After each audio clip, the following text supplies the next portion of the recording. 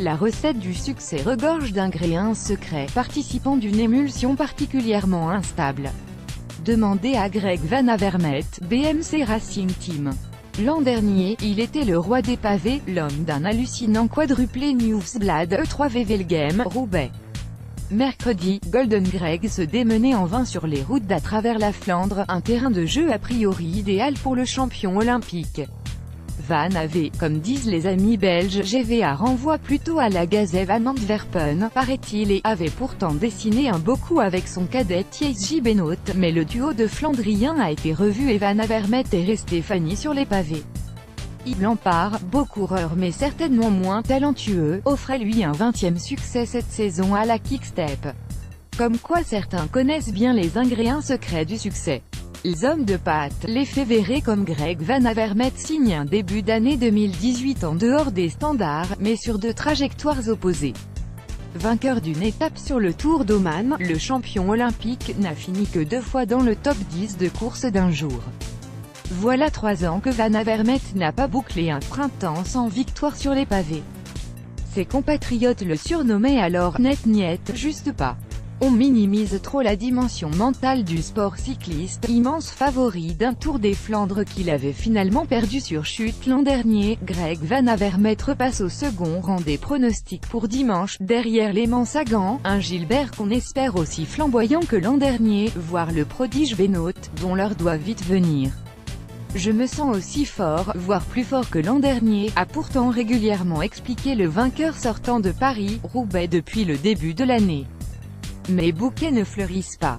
Vidéo, d'Air, de Bonnen, chute de Sagan, solo de Gilbert, revivez la mythique édition 2017, je pense que les analystes minimisent trop la dimension mentale du sport cycliste, expliquait-il en février à un confrère de Vélo Magazine, sans se douter alors que la victoire allait ensuite le fuir. Ces 2 dernières saisons, j'ai levé les bras à chaque fois sur le circuit acheté Nieuwsblad, le premier rendez-vous d'envergure de l'année pour un coureur belge comme moi. Un succès dès le mois de février a le pouvoir de vous débarrasser de toute forme d'incertitude quant à votre condition. Sur la saison des classiques, un coureur de mon profil se voit offrir 5 ou 6 chances de s'imposer.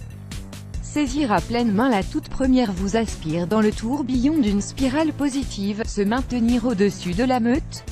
Une gageure cette fois, c'est une 50e place sur le HT Nieuwsblad qui a lancé Van Avermaet dans une spirale d'autant plus incertaine qu'il a quelque peu révisé sa préparation cet hiver.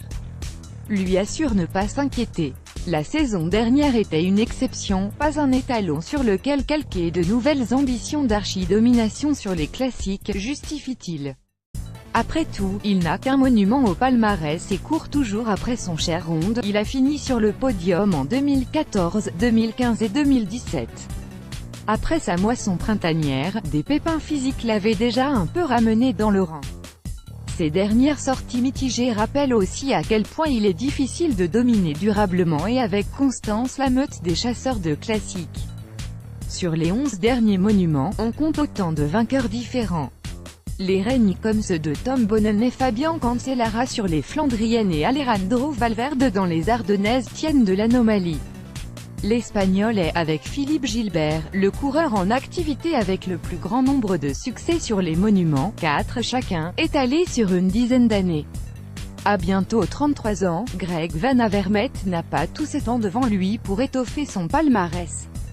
Heureusement, sa capacité à se hisser au niveau des grands rendez-vous n'est plus à démontrer depuis 2 ans.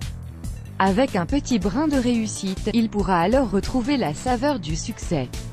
Belgium's Greg Van Avermaet celebrates across the finish line at the end of the 115th edition of the Paris-Roubaix One Day Classic Cycling Race, between Compiègne and Roubaix, on April 9, 2017 in Roubaix, Northern France.